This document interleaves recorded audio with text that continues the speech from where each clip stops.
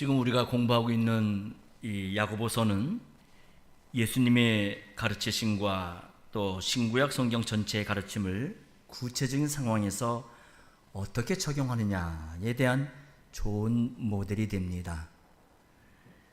오늘도 우리는 그러한 예들을 보게 될 텐데요. 우리가 지난 시간 살핀 대로 야고보 선생은 형제라 부르는 이들이 여러 가지 시험을 만나 인내를 이루고 또 온전한 사람으로서 서나가기를 바라고 있는데, 그들이 그 길에서 필요한 지혜가 부족한 그런 현실을 만날 수 있게 될 겁니다. 이런 이유로 인해서 야고보 선생 오늘 말씀인 셋째 부분 그리고 넷째 부분에서도 이 믿음의 실현 가운데 있는 교회와 신자에 관해 교훈합니다. 오늘 살필 셋째 부분의 말씀은 지금까지 살펴본 시험의 문제와 인내에 대해서, 그리고 그러한 시험 앞에서 필요한 지혜를 구하는 것에 대해 교훈했던 야고보 선생이 이제 교회 안에 있는 두 부류의 형제들에 대해서 교훈합니다. 여러분들 갖고 계신 유인물을 참조하여 보시면서 이 말씀을 함께 나누기를 바라는데요. 사실 앞에서 우리는 시험과 인내 그리고 그런 시험을 만날 때 필요한 지혜를 구하는 문제를 살펴봤고, 또 마지막 부분에서도 역시 시험에 관한 내용이 나오는 걸 봐서 서로가 이렇게 연결된 하나의 흐름을 우리가 볼 수가 있게 됩니다.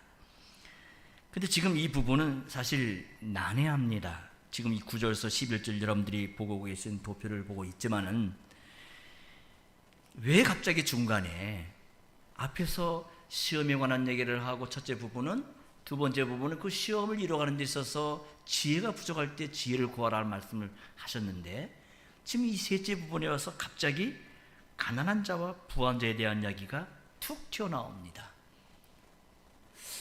이 전개가 되는 이 흐름상 좀 이해가 되지 않는 부분입니다. 우리는 우선 우리 눈에 띄는 것은 처음과 마지막에 똑같이 부한 자가 떨어지는 꽃처럼 된다는 내용이 나와요. 부한 자는 꽃과 같이 사라지고 쇠잔할 겁니다. 이런 비유는 우리가 구약 이사야 40장을 비롯해 성경 여러 군데서 확인되는 내용인데요. 이처럼 야고보 선생은 마치 주님의 비유와도 같이 거룩한 계시를 담은 말씀으로 우리들에게 교훈하고 있는 겁니다. 즉 믿음의 실현 가운데 있는 주의 백성들에게 그 말씀으로 이루어질 것을 역설하고 있는데, 비록 실현 가운데 지금은 낮아졌지만 장차는 높아질 것이다. 이런 내용은 사실 우리로서는 신비하고 좀 이렇게 피부로 와닿는 말씀은 아닙니다. 그렇지만 이제 본문을 살펴가면서 이 말이 무엇을 교훈하고자 하는가를 좀 확인해 보겠습니다. 9절 10절입니다. 낮은 형제는 자기의 높음을 자랑하고 부한 형제는 자기의 낮아짐을 자랑할지니 이는 풀의 꽃과 같이 지나감이라. 자, 지금 읽은 이 말씀은 두 절로 되어 있는데 다소 좀 긴 문장입니다. 근데 하나의 문장으로 되어 있어요. 우리말 번역에는 낮은 형제, 부한 형제 이렇게 해서 두 부류가 모두가 신자라는 사실을 우리에게 알게 해주는데요. 그래서 우리말 성경에서는 낮은 형제에 이어서 부한 자에 대해서도 부한 형제 이렇게 번역을 했지만은 사실 이 부한 자에 대해서 형제라고 말하는 것은 원문에는 없는 번역입니다. 그냥 표현을 집어넣는 거예요. 그렇지만은 문맥상 보게 되면 부한 형제로 보는 것이, 이해하는 것이 자연스럽다 하는 겁니다. 둘째로 10절에 이는 풀의 꽃과 같이 지나간다 라는 표현에서 이가 가르치는 것이 뭐냐라고 할 때 이도 11절 끝에 부한 자도 쇠잔하리라는 표현이 서로 내용상 같은 사실을 참조해 보면, 여기서 10절에 이는 할 때 이는 부한 사람을 가리킨다라고 볼 수가 있습니다. 그러면 부한 자라고 굳이 야고보 선생이 표현하는 이유가 무엇일까요? 일반적으로 부한 자는 우리가 알대로 돈이 많은 사람, 그렇죠? 세상적인 재물에 마음을 빼앗긴 사람을 가리킵니다. 우리는 이런 의미에서 9절 10절의 요지를 이해할 수가 있을 텐데요. 특히 이 부한자와 관련해서는 2장에 가서도 계속 이어지는데, 가령 예배를 드리는 예배당에 부한자가 나오는 걸 봐서 이 부한자라고 하는 것은 부유한 신자다, 이렇게 보면 좋겠습니다. 야고보 선생은 특별히 재물이라는 관점에서 신자를 이처럼 두 부류로 구분해 가난한 신자는 자기의 높아짐을, 또 가난한 신자는 자기의 높아짐을, 부유한 신자는 자기의 낮아짐을 자랑하라 라고 권하는데, 그 이유는 이 세상 재물에 마음을 빼앗기는 부자는 영원하지 못하고 마치 풀과 같이 사라지기 때문이라는 것입니다. 과연 신자는 가난하다고 낭망하지 말고, 또 반대로 재물이 좀 있다고 해서 거기에 마음을 빼앗길 것도 없습니다. 사실 재물로 인해 믿음의 시련을 더 당할 수가 있는데, 그 시험을 이길 길이 무엇인지를 야고보 선생이 지시를 해줍니다. 가령 야고보 2장 처음 부분을 보게 되면 예배드리는 자리에서 사람을 외모로 취하는 일이 발생합니다. 가령 금가락지를 끼고 아름다운 옷을 입은 사람은 좋은 자리에 앉으시오 하는데, 좀 남루하고 더러운 옷을 입은 가난한 사람에게는 뭐 거기에 섰든지 아니면 내 발등상 아래 앉으라, 이런 모욕적인 말을 합니다. 그럴 때 가난한 신자는 교회에서마저 차별받는 사실에 대해 크게 낙담할 수밖에 없어요. 부한 신자도 사람들이 특별하게 자기를 대접하는 사실에 마음이 높아져 가지고 믿음의 시련을 겪을 수가 있습니다. 실제 한국 교회 안에도 강단 앞에는 국회의원들이나 회사 CEO, 또 회장님들이 경영하는 그 경영자들이 앉게 하고, 그런 식으로 예배 자리를 차등해서 구별시키는 교회가 있다는 소리를 제가 직접 경험한 저희 가족의 얘기를 듣고 아주 충격을 받은 일이 있었는데요. 세상에는 그런 일이 비일비재하더라도 교회에서는 절대 그런 일이 있어서는 안 되겠죠. 그렇지만 교회도 그런 일이 일어나고 있는 현실이고, 그래서 교회가 세상처럼 되어갑니다. 그래서 야고보 선생은 이런 심각한 문제를 다루고자 하고 있는 거예요. 왜 이런 문제가 교회 안에서도 나오게 되는가 하면, 결국 신자도 의롭게 하심을 받은 자지만 여전히 죄인이라는 사실 때문에 그래요. 이처럼 항상 죄가 문제예요. 죄가 모든 문제들의 근원입니다. 그런 까닭에 야고보 선생은 그리스도의 종답게 문제들의 근원을 보고 그 문제를 해결할 길을 제시해 주고자 하는 겁니다. 그것이 바로 낮은 형제를 자기의 높음을 자랑하고, 또 부한 형제는 자기의 낮아짐을 자랑하라는 말씀이에요. 여기서 낮은 형제라는 것은 틀림없이 가난한 사람을 가리키겠죠. 근데 야고보 선생은 가난한 형제라 이렇게 말하지 아니하고 굳이 낮은 형제라 이렇게 말해요. 그러면 그런 표현을 부한 형제에게도 사용해서 높은 형제 이렇게 사용해야 되지 않겠습니까? 그러나 어찌된 이유인지 야고보 선생은 부한 형제에 대해서는 그러한 표현을 사용하지 않은 채 자기의 낮음을 자랑하라 이렇게 권해요. 그렇다고 야고보 선생이 지금은 언어 유희를 펼쳐나가는 건 결코 아니에요. 다만 신자가 누구인지를 적절히 드러내고자 하는 겁니다.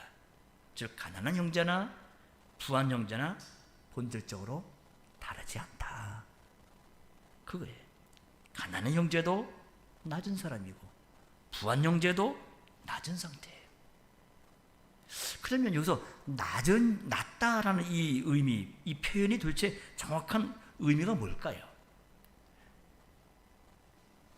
낮은 형제라고 할 때 이 낮은이라는 표현은 단지 돈이 없는 가난한 상태만을 가리키는 것이 아니에요.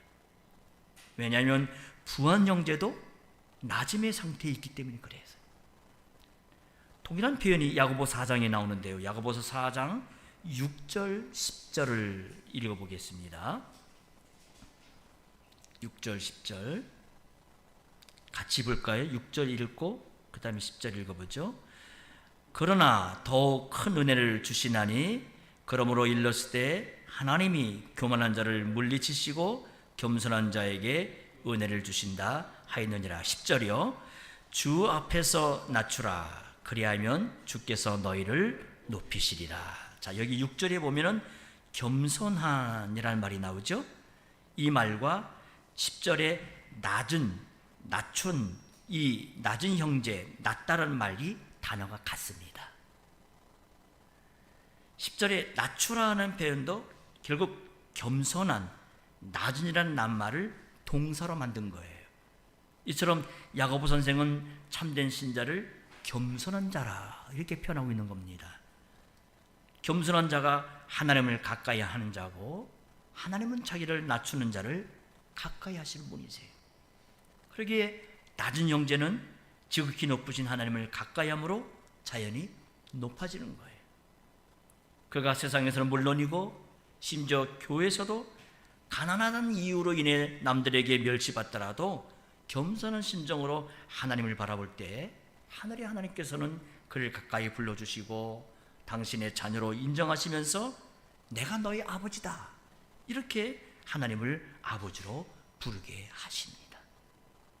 이처럼 모든 사람이 혹 그를 가난하다고 무시할지라도 오직 한 분, 가장 높으신 그분은 그를 존귀히 여기세요.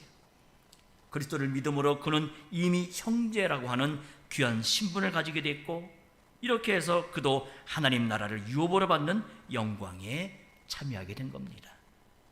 더욱이 심판장 되신 하나님께서 그의 부르짖는 기도를 들어주심으로 그는 이미 높아진 사람이에요. 마침내 하나님께서는 그를 위해 심판을 행하실 때 그는 하나님의 자녀로서 아버지의 나라에서 빛나게 될 것입니다. 그처럼 부한 사람의 자랑도 오직 그의 낮아짐에 있습니다. 그의 낮아짐은 그가 하나님을 가까이 함을 가리키는 거예요. 그의 낮아짐은 그가 그리스도 안에 있다는 것을 의미합니다. 그는 하나님의 은혜로 예수를 주로 믿음으로 그리스도의 종된 사람이에요.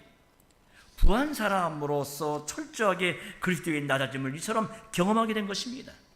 이렇게 낮아짐으로써 그는 낮아진 자를 향하여 오시는 하나님의 깊은 은혜를 알게 된 거예요. 주님께서 내게로 와서 내게 배우라 하시면서 나는 마음이 온유하고 겸손하다 하셨는데, 이처럼 겸손하신 주님 안에 있는 까닭에 지극히 높으신 하나님께 나아갈 수가 있게 돼요. 만약 어떤 사람이 많은 재물이 있다고 해서 자기의 그 많은 재물을 자랑한다면 그런 사람에 대해서는 하나님은 결코 가까이 하지 않으십니다.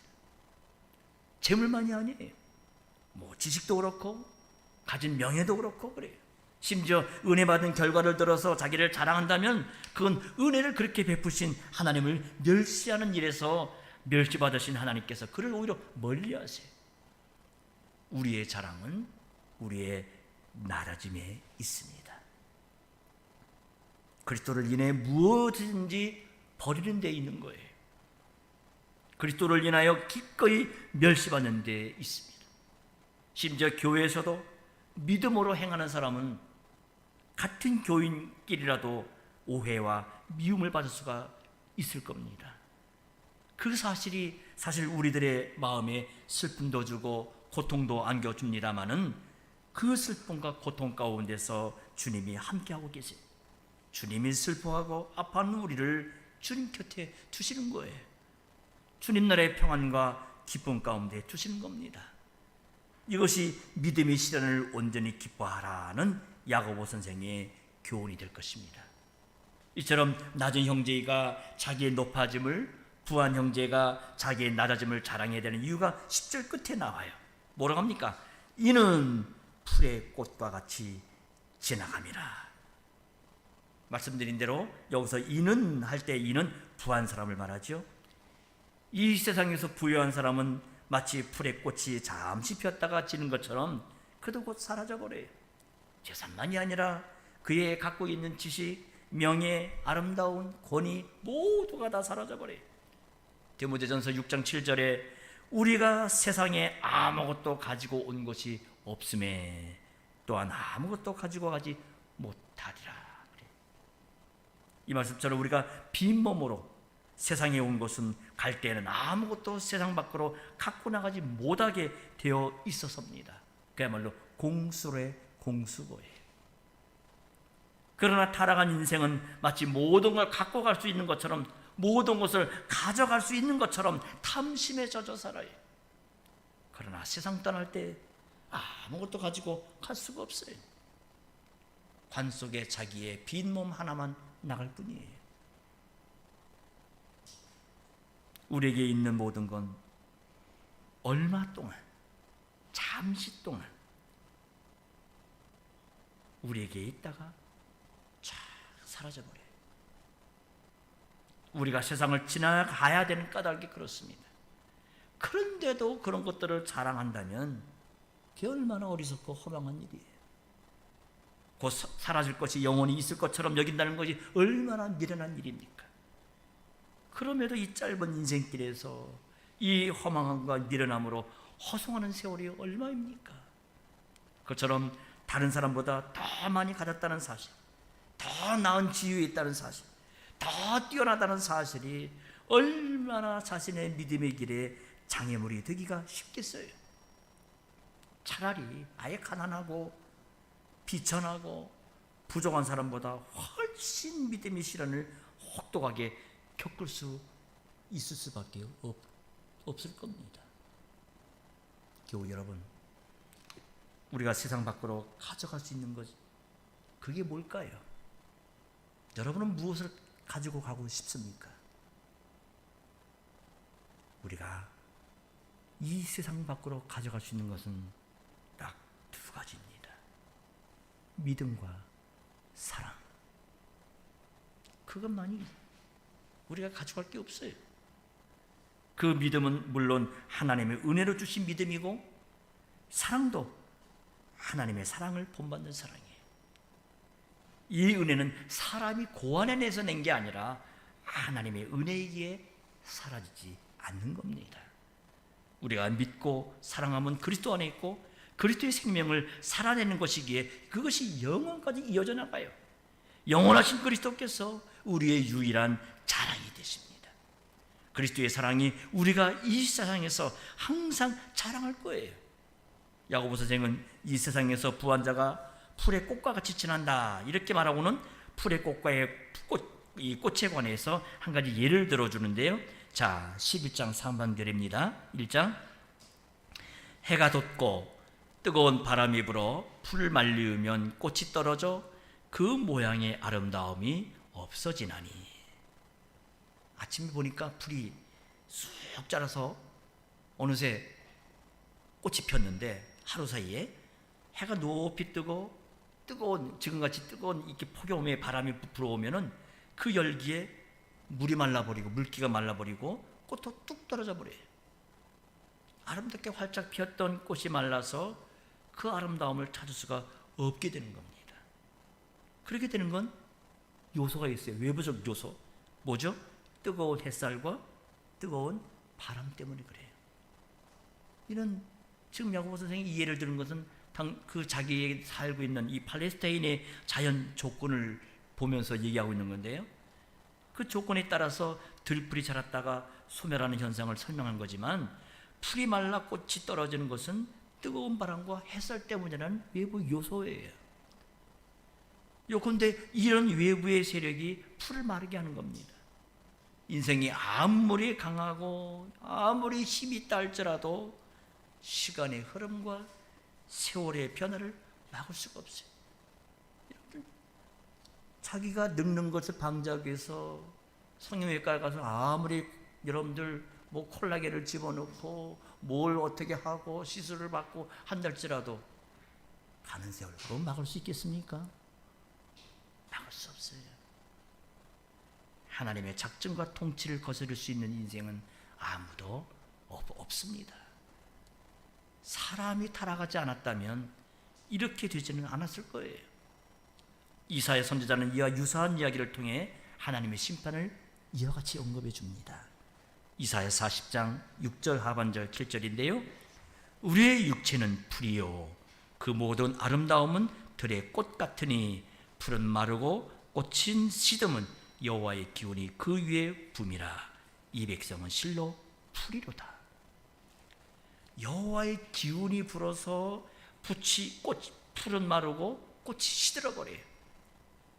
이런 표현은 풀이 쇠잔했던 것처럼 인생이 장구하지 못하는 것이 하나님의 심판 때문이라는 것을 말하고 있는 겁니다. 자, 그런데요, 인생이 하나님의 심판을 피하고 영원한 생명을 얻는 길은 그 아래 40장 8절에 뭐라고 합니까? 오직 여호와의 말씀을 순종하는 거예요. 이사야 40장 8절입니다. 풀은 마르고 꽃은 시드나 우리 하나님의 말씀은 영영이 서리라. 바로 이 말씀을 베드로 사도가 받아가서 베드로전서 1장 후반들이 이 말씀을 인용합니다. 거기서 베드로 사도는 우리가 전한 복음이 이 말씀이다 하면서 사도가 전한 복음을 듣고 그리스도를 믿는 사람이 거듭나 하나님의 심판을 피한다라고 교훈해 주고 있는 거예요.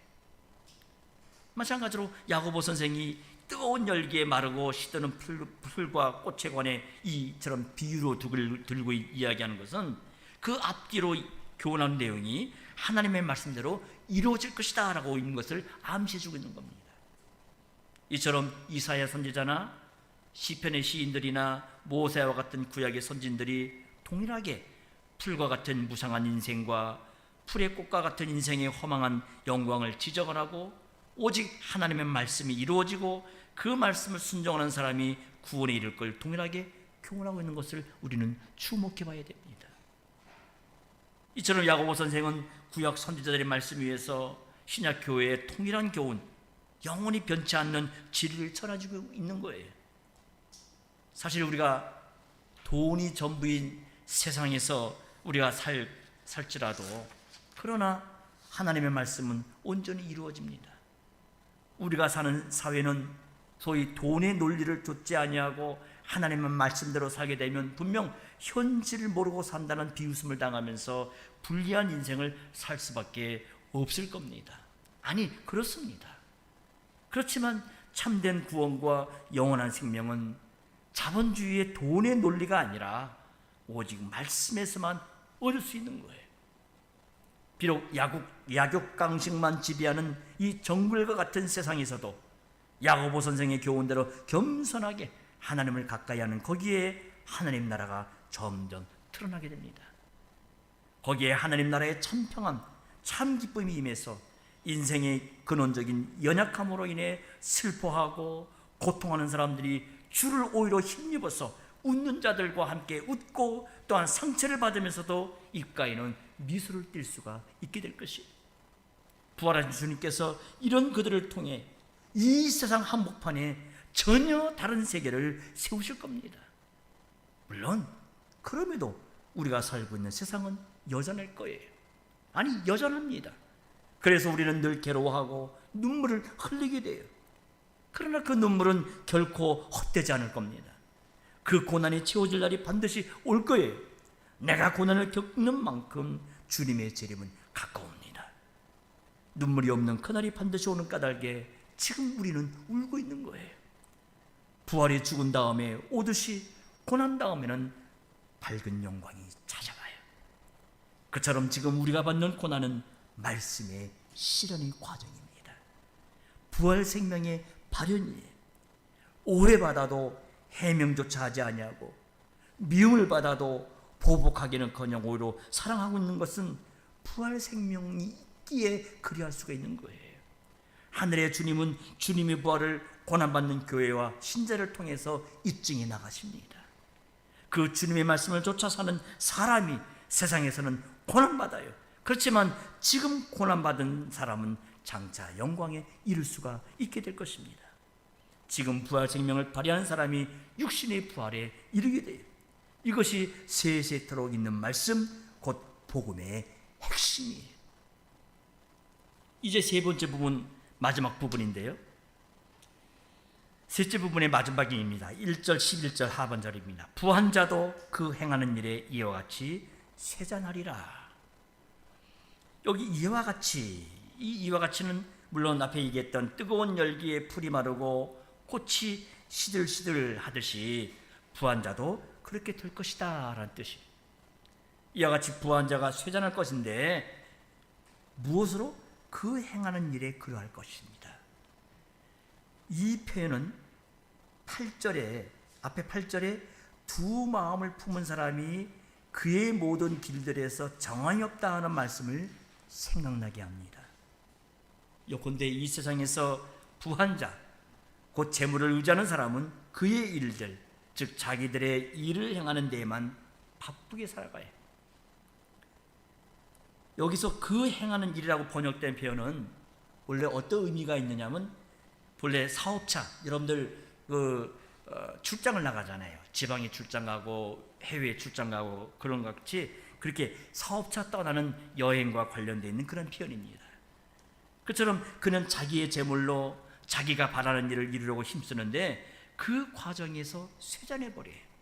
마치 풀이 열기에 시들어가듯 꽃이 말라가듯이 그렇게 이 세상 재물을 자랑하는 사람은 누구보다 힘있게 자기의 뜻을 실현해 가는 것 같은데, 보기에는 그렇게 잘 돼가는 것 같은데 실상은 정반대라는 겁니다.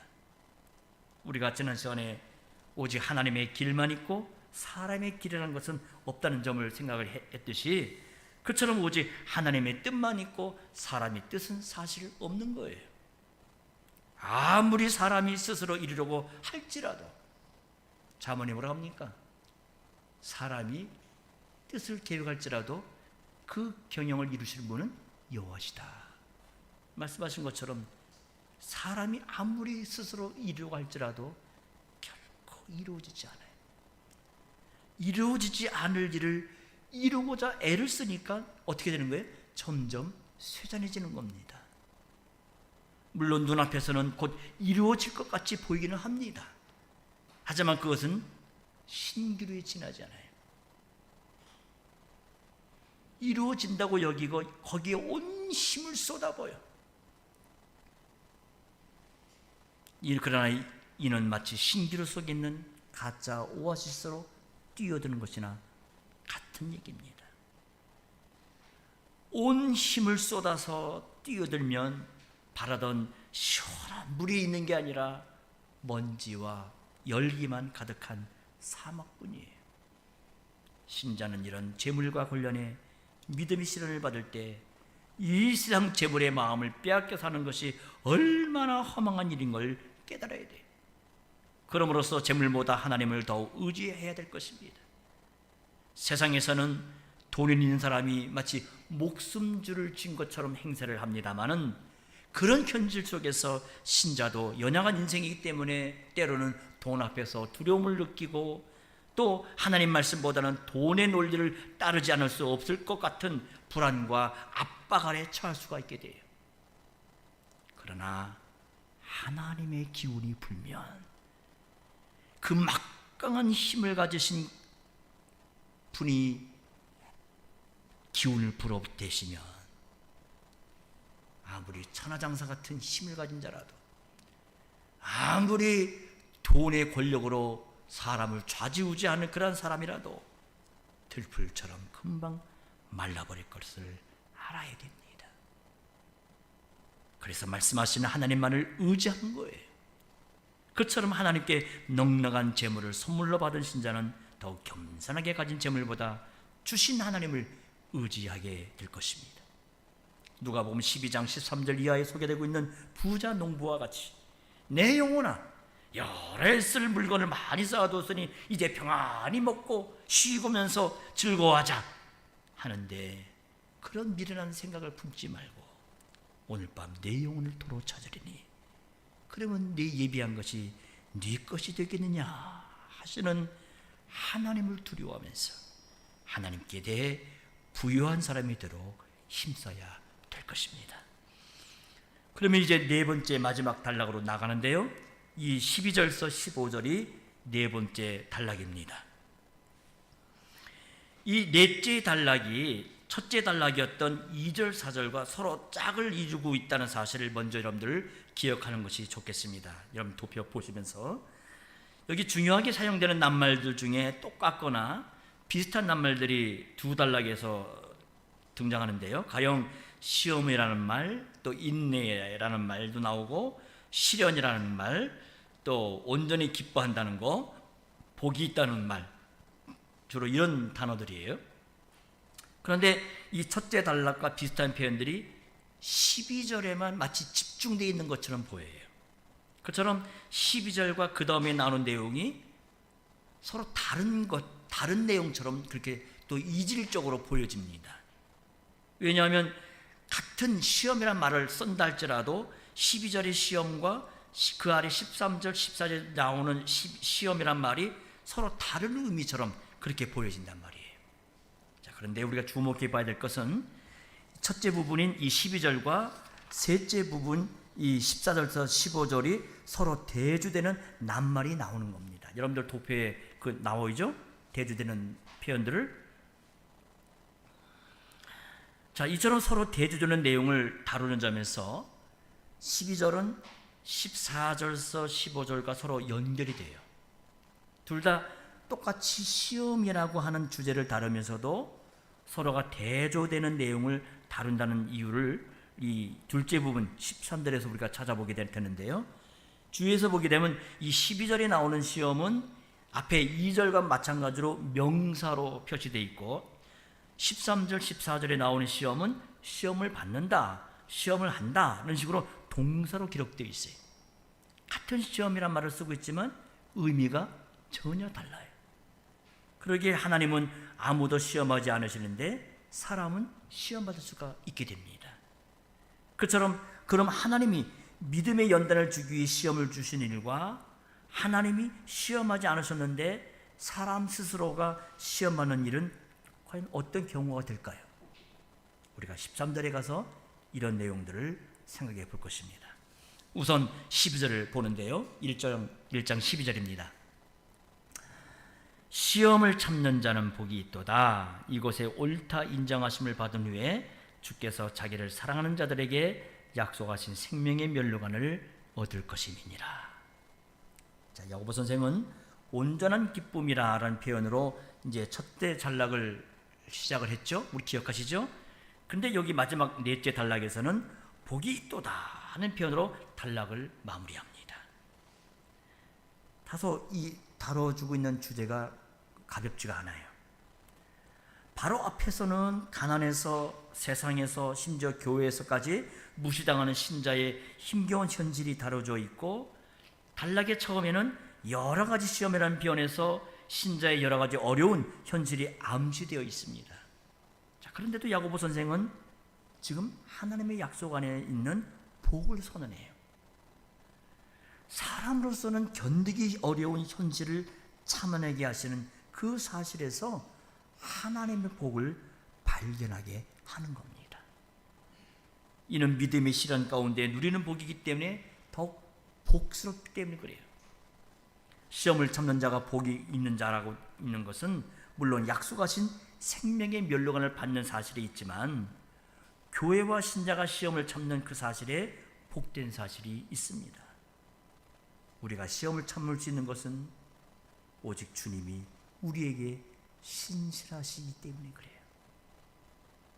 주님이 신실하시기에 우리와 함께하여 주시는 사실이 있는 까닭에 연약한 우리라 할지라도 얼마든지 시험을 참을 수가 있습니다. 더욱이 믿음의 시련으로서 시험을 받는 것 자체가 우리가 하나님의 은혜로 인해 믿음을 선물로 받는 것과 그 사실과 무관하지 않습니다. 믿음은 주님이 우리와 함께 하심을 말해요. 물론 믿음의 시련 가운데 들어갈 때 연약한 우리로서는 큰 어려움을 겪어요. 우리의 현실에서는 눈에서 눈물이 나올 정도로 힘들고 아픕니다. 우리의 마음은 혼자 마치 어둠에 있는 것 같은 그런 두려움 속에 휩싸이게 돼요. 총 맞은 것처럼 심장은 아파요. 그런데도 앞이 막막해서 답답합니다. 그런데도 주님을 의지하는 신자와 교회는 더욱 주님을 의지하는 순수한 믿음에 이르게 돼요. 고난받는 것이 내게 유익이다라는 고백이 내 영혼 깊은 곳에서부터 어느덧 울리기 시작하는 겁니다. 게다가 이것에 옳다 인정하심을 받은 후에 생명의 밀려관을 받는 까닭에 시험을 참는 사람은 참으로 복이 있는 사람입니다. 이것에 옳다 하심을 받는다는 것은 믿음의 시련을 통과하고 있는 것을 말해요. 3절에 시련이라는 표현이 나오는데 여기 옳다 인정하심을 받는 것 표현이 나오죠? 1장 12절 옳다 인정하심을 받은 후에 이 말과 이 3절에 나오는 시련이라는 말이 같은 표현입니다. 믿음의 시련을 잘 통과하여 하나님의 인정을 받는 거예요. 이 표현은 우리의 삶이 곧 믿음의 삶이어야 된다는 것을 말해줍니다. 우리가 처음에 그리스도를 믿었고 또 지금도 믿고 있듯이 세월이 가면 갈수록 우리가 주님을 순전하게 의지합니다. 날마다 자기를 부인하고 주님을 고백하는 거예요. 어제 자기를 부인했고 오늘도 다시금 자기를 부인해 나가요. 그처럼 어제도 주님을 의지했고 오늘도 더 새롭게 주님을 의지해 나가는 겁니다. 중요한 건 지금 주님을 의지하는 그것 자체지 내가 의지했다는 것 자체가 중요한 게 아니에요. 그처럼 내가 믿는 예수님이 중요한 거지 예수님을 믿는 내가 중요한 게 아니란 얘기예요. 주님이 나와 함께 하시는 그것이 내게는 중요합니다. 바로 여기에 하나님이 믿음의 시련을 주시는 이유가 있습니다. 주님을 전부로 알도록 자기를 높이는 걸 전부 녹이시려고 하나님은 우리를 시련의 도가니 속에 통과하시게 하는 겁니다. 그럼 시험에 옳다 인정하심을 받는 사람이 누구일까요? 그는 주님을 사랑하는 사람이에요. 주님을 사랑하는 사람이 믿음의 시련을 통과해요. 주님의 사랑을 깨닫는 사람이 믿음의 시련을 통과합니다. 주님의 사랑을 깨닫는 사람이 주님을 사랑하게 돼요.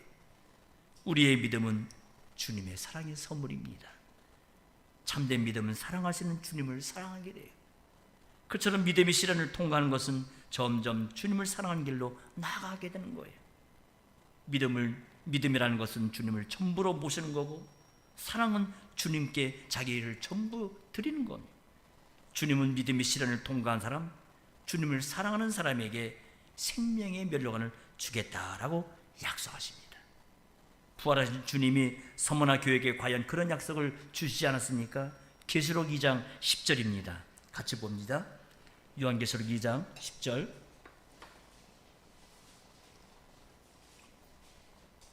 같이 한번 읽어보죠. 네가 장차 받을 고난을 두려워 말라. 볼지어다 마귀가 장차 너희 가운데서 몇 사람을 옥에 던져 시험을 받게 하리니 너희가 10일 동안 환난을 받으리라. 네가 죽도록 충성하라. 그리하면 내가 생명의 면류관을 내게 주리라. 자, 여기도 생명의 면류관을 주겠다. 시련을 통과한 자에게 생명의 면류관을 주겠다. 그렇죠? 이처럼 환난과 고난에도 주님을 죽도록 충성하는 이에게 야고보 선생이 말하듯이 생명의 면류관을 약속해 주세요. 죽음의 고난을 통과한 사람이 영원한 생명에 이르는 겁니다. 우리에게 생명의 면류관을 약속하신 주님은 반드시 그 약속을 지키시는 분이에요. 그런 까닭에 우리가 비록 연약할지라도 넉넉히 힘든 이 현실의 난관도 아니 죽을 것 같은 고난도 견뎌내는 겁니다. 주님은 신실하시기에 우리는 그 어떤 역경 중에도 우리의 믿음의 삶을 뚜벅뚜벅 걸어갈 수가 있습니다. 그러기에 우리가 죽음같이 두려운 현실 속에서도 주님의 이 신실하심을 기억해야 되는 거예요. 우리가 절망의 벼랑 끝에 선 것 같은 그때라 할지라도 신실하신 주님을 바라봐야 됩니다. 그래서 우리가 교회로서 예배드리고 예배로서 그리스도를 전하고 받는 일이 무엇보다 더더욱 중요한 거예요. 교회로서 예배드리고 그리스도를 전하고 받는 일이 있다면 신실하신 주님께서 우리를 찾아오셔서 우리를 붙들어 주실 것입니다. 이것이 시련 가운데 사는 신자의 위로가 됩니다. 기도하십시다. 걸어가신 하나님, 이날에 오늘도 교회로 모여 하나님을 예배하고 하나님의 말씀을 전하고 받게 하심을 감사합니다. 저희가 예배하는 이 사실이 하나님이 저희와 함께 하시는 까닭이고, 이 강단에서 복음 강설이 전파되는 건 주님이 우리를 찾아오시는 것임을 우리가 믿습니다. 주님의 말씀으로 저희를 찾아오셔서 저희를 친히 붙들어 주옵소서. 저희들이 당면한 현실이 아무리 어려울지라도 그 현실 앞에서 낙담하는 저희 자신 안에 허망하게 무엇을 찾으려 하지 말고 우리 현실 위에 계시는 주님을 겸손하게 바라보게 하여 주옵소서. 그리하여 주님이 마침내 그 전능하신 손을 저희에 펼쳐주실 것을 구하게 하여 주시옵소서. 주님만이 우리의 소망이시고 우리의 구원자 되심을 맛보게 하여 주옵소서. 구주 예수님 이름으로 기도합니다. 아멘.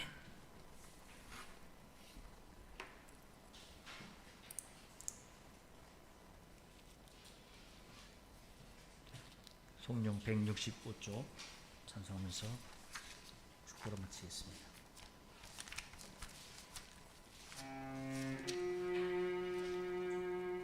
성부 성부 성자 성신께 영원히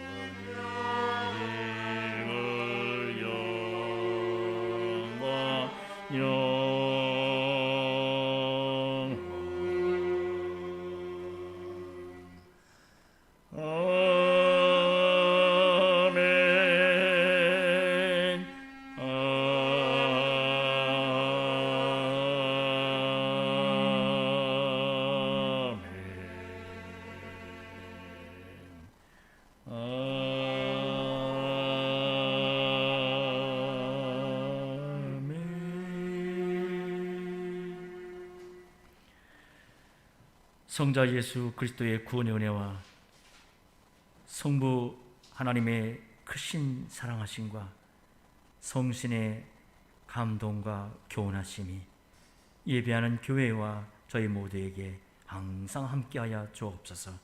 아멘.